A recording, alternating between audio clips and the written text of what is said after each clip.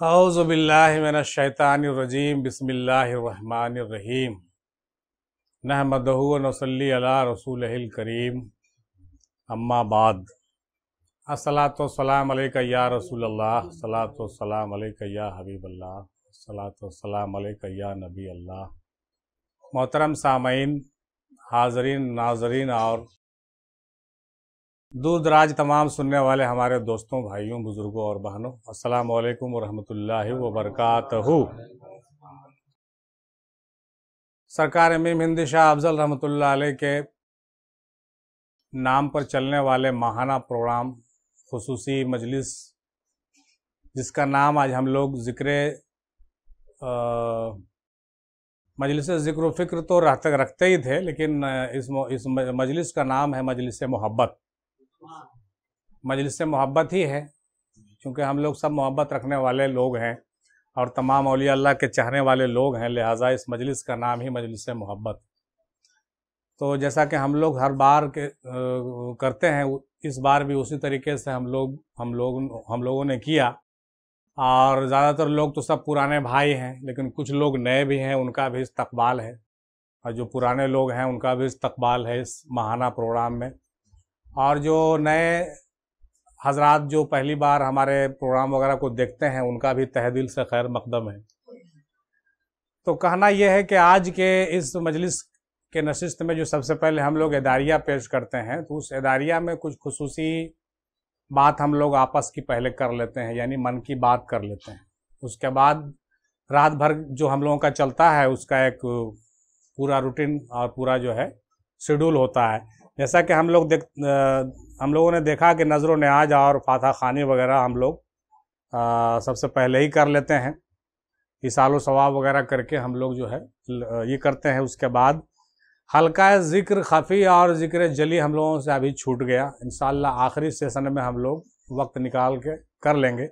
बहरहाल वो जो ज़िक्र होता है, ज़िक्र जली और ज़िक्र खफ़ी, जिसका तज़करा भी हम लोग कर रहे थे कि तकरीबन कादरिया, चिश्तिया, नक्शबंदिया और अफजलिया घराने में मिला करके पिछले बार भी हम लोग किए थे। तकरीबन 17 जो है अज़कार हम लोगों के यहाँ तबर्रुकन है, 17 अज़कार है।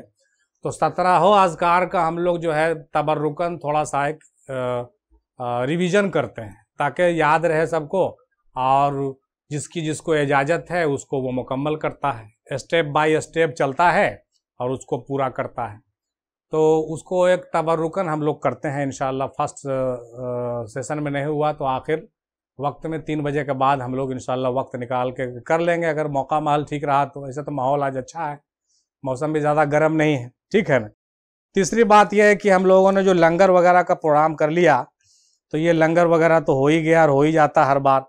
अब हम लोग क्या करेंगे कि एदारिया के बाद हम 2 नातो मनक़बत करेंगे, है ना भाई। फिर हम लोग मार्फती कलाम वगैरह भी पढ़ेंगे। शमसी भाई भी हाजिर खिदमत हैं, आज बहुत दिन के बाद इनसे भी मेरी इस्तदा हो गई कि आज जो है अपने घराने का कुछ मार्फती कलाम सुनाएंगे इंशाअल्लाह।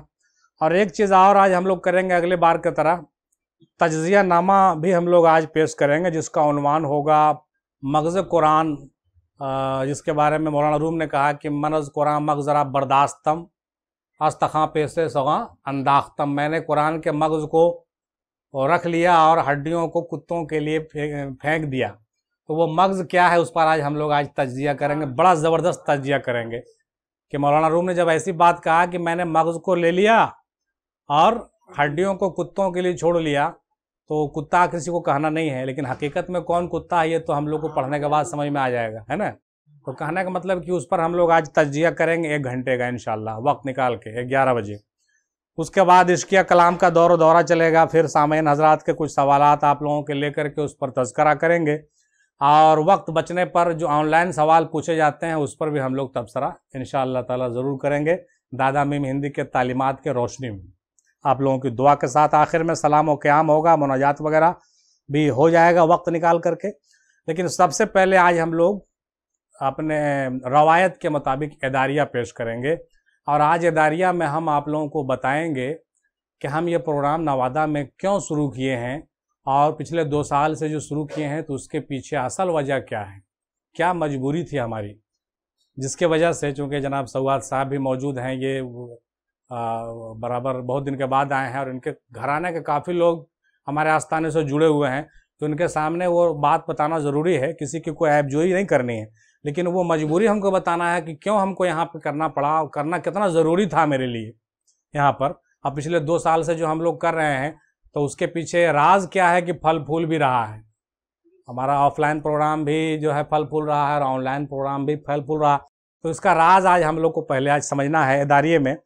तो एदारिये में जो बात आज हम लोग करने वाले हैं, वो सबसे पहले बात तो हमने किया जनाब कि हम लोगों की मजलिस जो है आज मजलिस मोहब्बत है। आज क्या ये मजलिस मोहब्बत, एकदम दिल दिमाग से निकाल दीजिए कि कोई शरीयती तरीकती और जो है एकदम कोई उस तरह की बात होगी यहाँ, या फिर वो दबाव है कि टेंशन है भाई कि ये कहाँ आके फंस गए, ये क्या ज़रूरत है। नहीं, इस तरह की कोई बात मन में नहीं रखिए। ये मजलिस से मोहब्बत भी है और ये मजलिस से ज़िक्र फ़िक्र भी है। हम लोग अपने अपने पीरों के याद में यहाँ बैठे हुए हैं।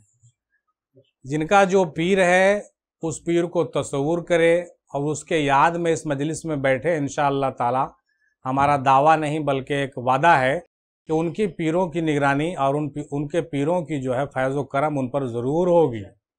हाँ, आप जिनको भी अपना पीर तस्लीम करते हैं, आप अपने पीर व मुर्शिद का तस्वुर करके इस मजलिस से मोहब्बत में बैठिए।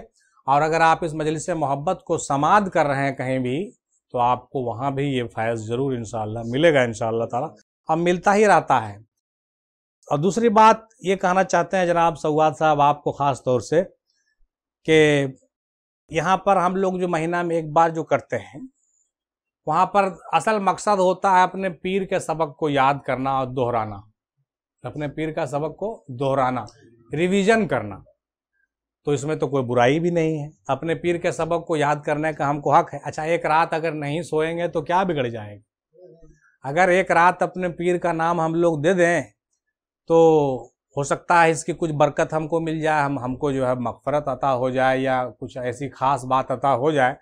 तो क्या इसमें कोई हर्ज तो नहीं लग रहा है कि उसके कारखाना कुदरत में किसी चीज़ की कमी नहीं है भाई। तो अपने पीर को सबक याद करने का एक बड़ा अच्छा मौका है। और जो लोग नहीं हाजिर होते हैं उनको भी हम ये कहेंगे कि गर्मी मौसम ठंडा तो आता रहेगा, लेकिन इसमें ज़रूर हाजिर होइए। ठीक है, हाजिर होने से आप ही का भला है, आप ही का फ़ायदा है।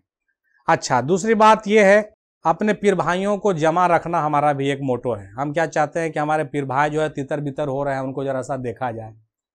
आपके वालिद साहब इस बात को कहते हैं कि आप जो है ना जनाब एक ऐसा काम कर रहे हैं कि अगर आप ऐसा नहीं करते तो जिस माहौल से हम लोग गुजरे हैं पिछले 3-4-5 सालों में, एक भी पीर भाई अपने जगह पर नहीं होता।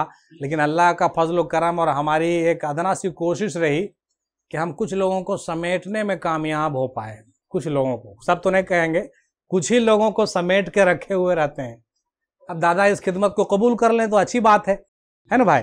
अब दूसरी बात यह है कि इतना जो है ईमान के चोर घूम रहे हैं कि उन बदअकीदगों से भी अपने यकीन और ईमान को बचाना बहुत ज़रूरी है। और ऐसा पुरफतन दौर में अपने पीर भाइयों को इकट्ठा रखना भी एक बहुत बड़ा चैलेंज है। मेरी बात आप अभी हल्के में ले रहे होंगे, लेकिन हम जानते हैं कि एक स्ट्रगल है, हमको करना पड़ता है। ये करना नहीं पड़ता, मतलब एक कोशिश है कि भाई अरे कम से कम कुछ तो लोग रहे जमा, इधर उधर नहीं जाएं। लेकिन दुर्भाग्य कहिए कि बदकिस्मती है कि कुछ लोग इधर उधर हो ही जाते हैं, क्योंकि ये दादा का बगीचा है। दादा का बगीचा है तो दादा का बगीचा तो भाई उजाड़ने वाले उजाड़ रहे हैं, उनका क्या गिला करना है। लेकिन जितना बच खुच गया है उस सबको तो कम से कम पानी देना मेरा ड्यूटी है ना भाई, हम लोगों का। और ये ड्यूटी आप सबका है, ये मत समझिए कि मेरा है, नहीं, ये ड्यूटी आप सबका है, खास तौर से आपका। चूंकि आप लोग जो है जय्यद लोग हैं। आप लोग अपने निगहबानी और अपने रहनुमाई से कम ऐसे नौजवानों को तो गाइड कर सकते हैं कि बाबू अरे उजड़ने से अच्छा है कि सरसब्ज रहो, पानी डालो, खाद पानी डालो उसमें, नहीं तो मर जाओगे। तो जहाँ खाद पानी मिलता है कम से कम मुझे चलो ना यार। तुमको क्या कह रहा है, कुछ कह रहा है कोई, तुमको कोई बांध के पाड़े हुए है, तुमको क्या कह रहा है कि मुरीद हो जाओ। कुछ तो नहीं, ना पैसा मांगा जा रहा है ना कुछ मांगा रहा है। कम से कम जो पौधा लगा है मोहब्बत का, उसको जरा हरा तो रखो यार, तो मर जाएगा तो फिर किसी का काम का नहीं रहेगा। वो क्या गलत कर रहे समझी भाई, बोलिए तो। हैं, बोलिए आप ही बताइए।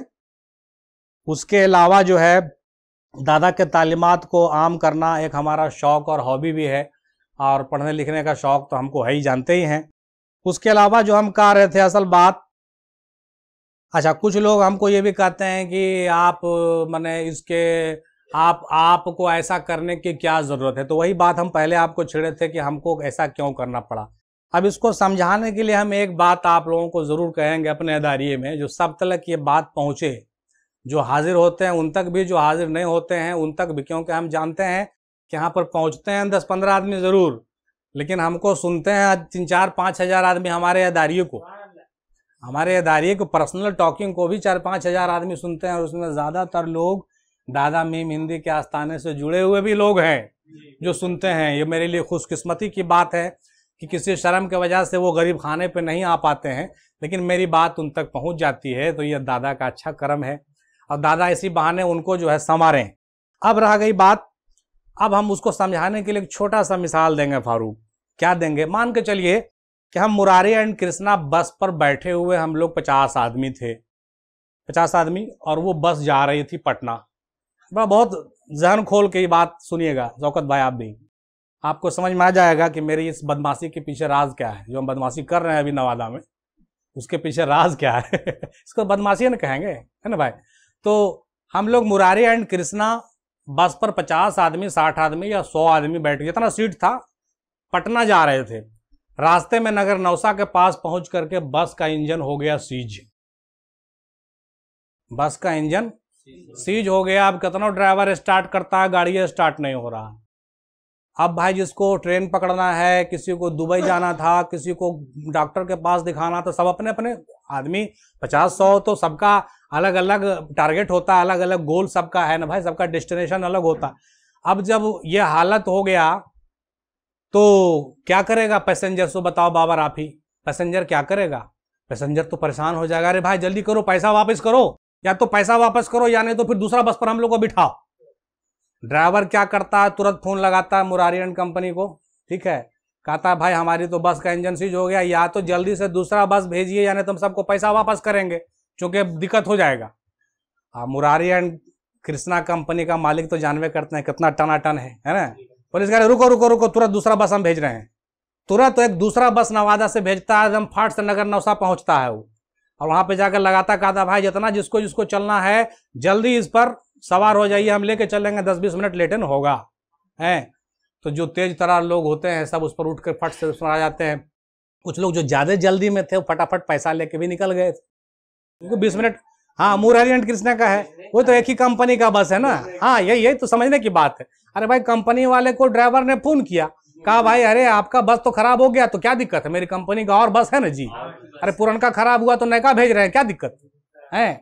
नया मॉडल वाला बसवा एसी, फुल एसी वाला आ गया और आ करके लगा दिया, है ना भाई, भाड़ा भी वही, सब कुछ करने की जरूरत नहीं है, अब बैठिए फटाफट। लेकिन इसमें भी कुछ लोगों को बर्दाश्त नहीं हुआ, और वो लोग जो है पैसा वापस लेके 5-10 आदमी, चूंकि कुछ लोग ज्यादा जल्दी में होते हैं, तो वो बस आने से पहले जो है दूसरा बस पकड़ के टेम्पो पकड़ के निकल गए पटना। जिसको ज्यादा जल्दी था भाई तो क्या नहीं रुक सका। लेकिन अगर कुछ लोग रुक गए तो उसके लिए बस आ गया, सब उस बस में बैठ गया, और उसके बाद वो बस अपने मंजिल की तरफ रवां दवा हो रही है।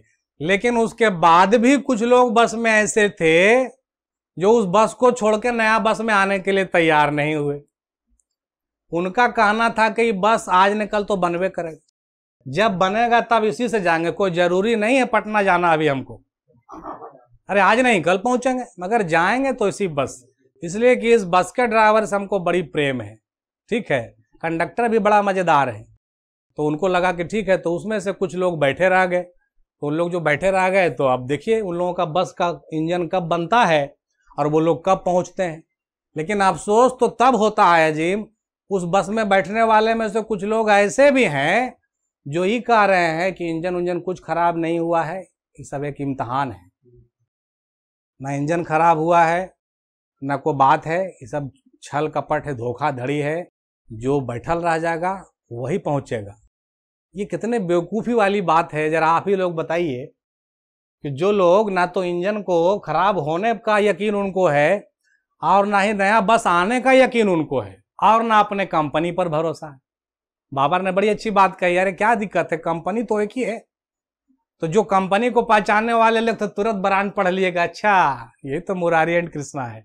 हमको पटना जाने से मतलब है भाई, अरे पटना जाने से मतलब है कंपनी भी हमको वही मिल रहा है। तो आपको समझ में आ गया होगा, हमको समझाने की जरूरत नहीं है।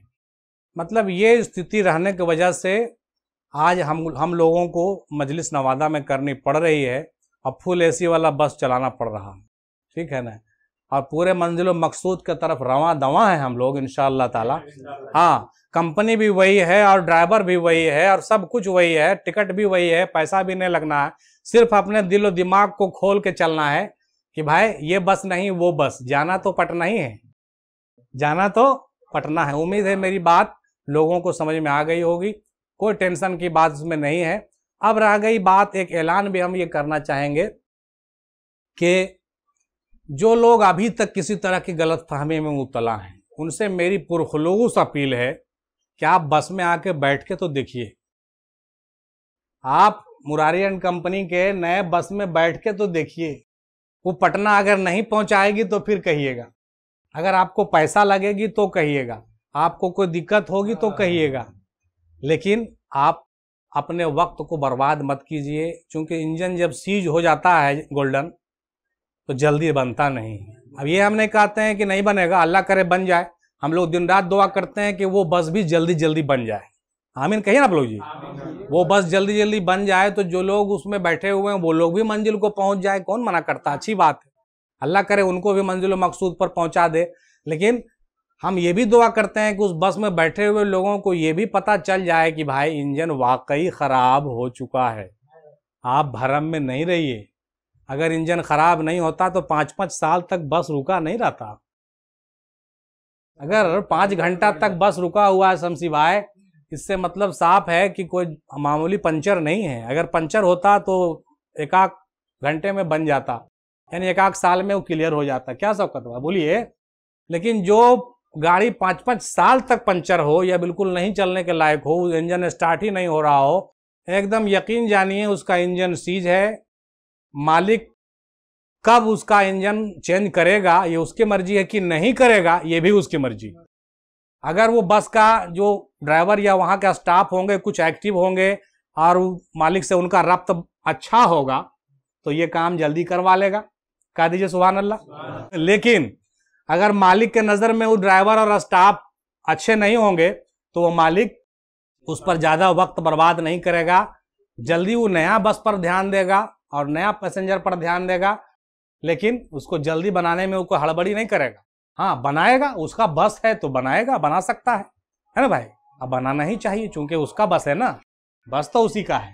तो कहने का मतलब ये हुआ कि भाई मामला तो यही है।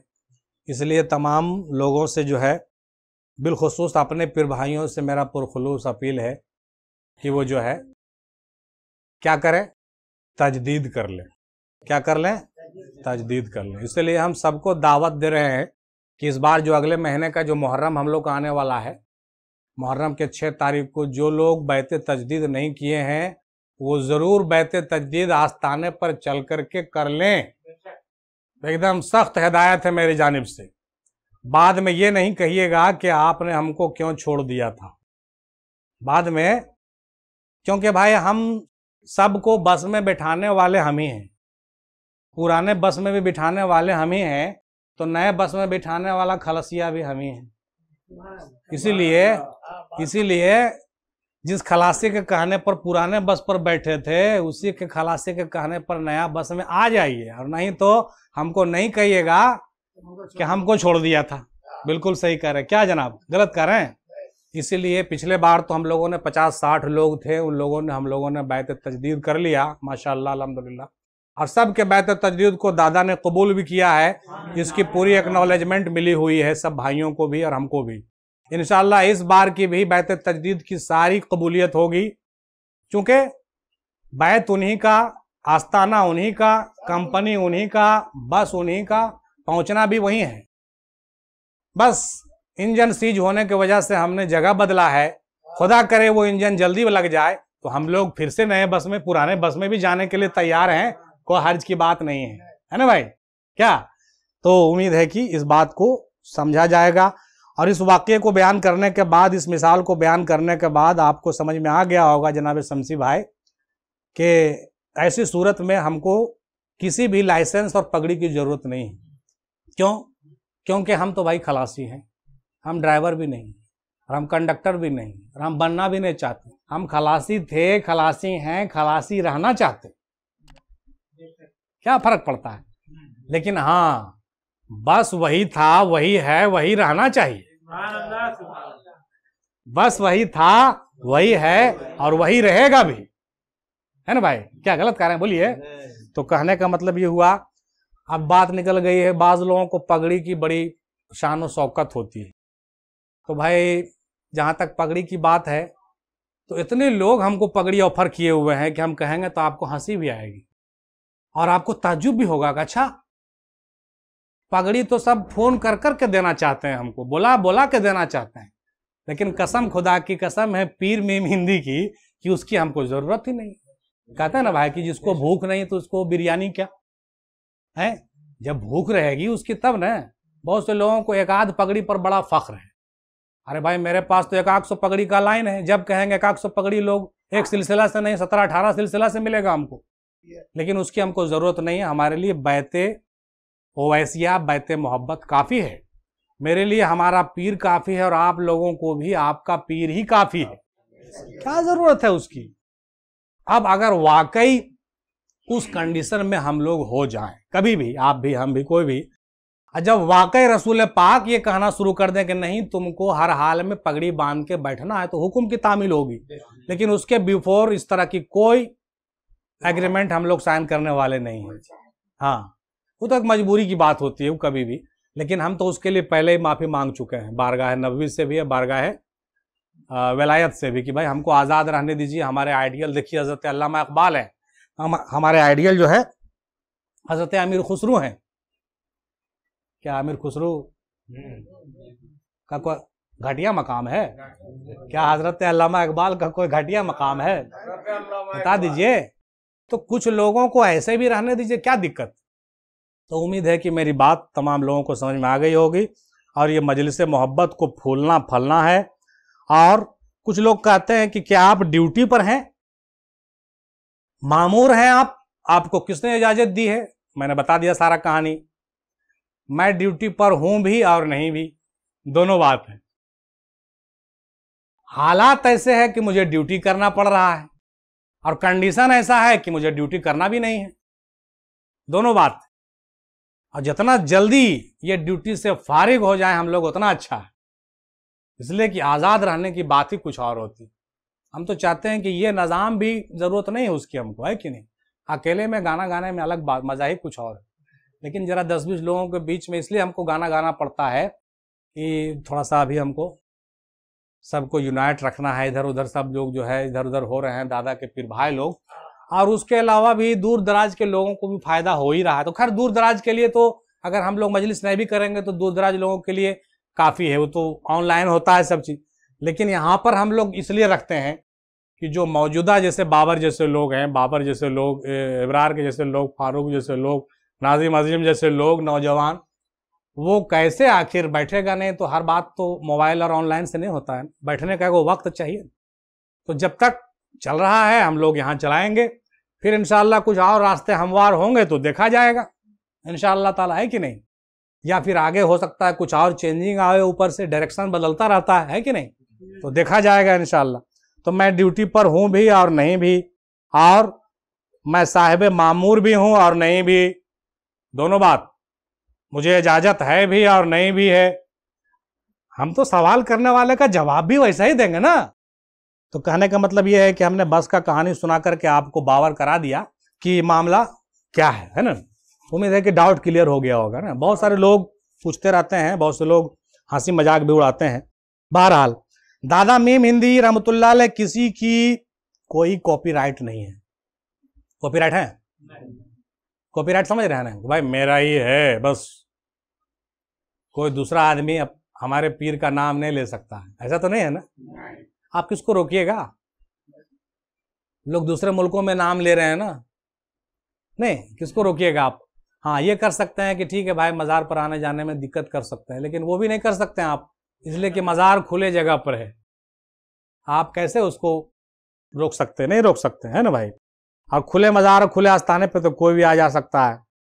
उसके अलावा ये बात कहना हमको ज़रूरी था, इसलिए हमने उसको लिख लिया था। अच्छा, उसके अलावा भी हमने ऐलान करिए दिया कि उर्स के 6 तारीख को ये फिर से हम दोबारा ऐलान कर रहे हैं, बिल्कुल बवांगे दुहल, कि जितने भी पीर भाई लोग हमारे पिछले 4-5 सालों में इधर उधर घूम रहे हैं, ना वो दतरौल जाते हैं ना वो नवादा आते हैं, उनसे मेरी पुरखलूस और मुअद्दबाना गुजारिश है कि ठीक है आप दतरौल मत जाइए, नवादा मत आइए भाई, कोई बात नहीं, लेकिन अपने पीर के आस्थाने पर तो आइए।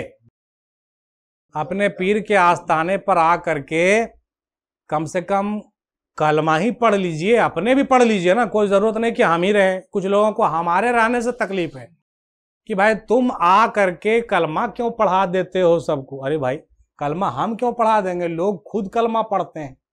मैं भी कलमा पढ़ता हूँ, ला इलाहा इल्लल्लाह मुहम्मदुर रसूलुल्लाह। तो जितने भी पीर भाई लोग हैं, अगर दादा के आस्थाने पर जाके कलमा पढ़ते हैं तो उसमें आपको क्या परेशानी है। अपने पढ़ें या मेरी मौजूदगी में पढ़ें, वो तो वहाँ हाजिर हैं, वो तो हाजिर है, अपने पीर की शहादत में पढ़ रहे हैं ना वो। और कल भी उन्हीं के नाम से लोगों ने पढ़ा है, आज भी उन्हीं के नाम से पढ़ रहे हैं। बीच में एक जरिया बना था जो काफ़ी दिन तक चला, वो भी अच्छा है। कल के डेट में वो जरिया अगर और साजगार रहा तो और अच्छी बात है, और नहीं साजगार रही तो वो किसी के मोहताज थोड़ी है। क्या वो किसी के मोहताज हैं? अल्लाह रसूल किसी का मोहताज होता है? लेकिन ये गलतफहमी ज़हन से निकालना चाहिए लोगों को कि मेरे बगैर खानवादा नहीं चलेगा। ये गलतफहमी है। खानवादा तो चल नहीं रहा है, दौड़ रहा है। दादा मीम हिंदी के चाहने वाले पहले कितने लोग थे? मुश्किल से 100 से 50 लोग, लेकिन अब दादा मीम हिंदी के चाहने वाले लाखों लोग हैं। उनके तालीम से फैज़याब होने वाले अब करोड़ों में जाने वाला है।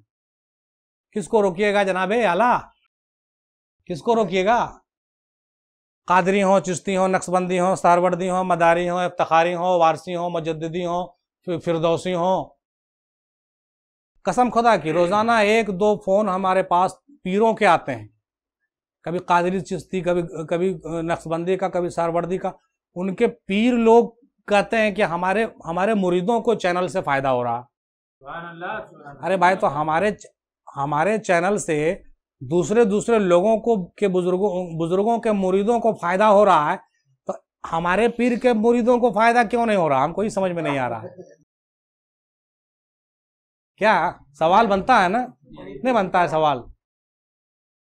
तमाम सलासल के बुजुर्गों के पीरों के मुरीदों का फायदा हो रहा है। सभी सिलसिला के लोग फैज़याब होते हैं, क्योंकि औलिया अल्लाह की बात है, किसी एक का तो बात नहीं है।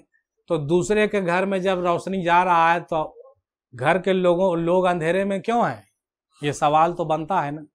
तो इन्हीं नेक ख्वाहिशात के साथ अब हम दावत सुखन देते हैं जनाबे ताजुद्दीन शमसी अशरफी साहब को कि वो अपने जो है कलाम से हम लोगों को वारास्ता पैरास्ता करें। अब हम लोग इनसे कलाम सुने, है ना, उसके बाद फिर अगला प्रोग्राम जो हम लोग का है वो होगा इंशाअल्लाह ताला। उम्मीद है कि हम लोग इस चीज़ को समझ गए हैं और दूसरों तक ये पैगाम पहुँचा दें, ये पैगाम दूसरों तक पहुँचा दें इंशाअल्लाह ताला। वमा अलैना इल्लल बलाग व आखिरु दावाना अल्हम्दुलिल्लाहि रब्बिल आलमीन बिरहमतिका या अरहमर राहिमीन। हक ला इलाहा इल्लल्लाह मुहम्मदुर रसूलुल्लाह सल्लल्लाहु अलैहि वसल्लम।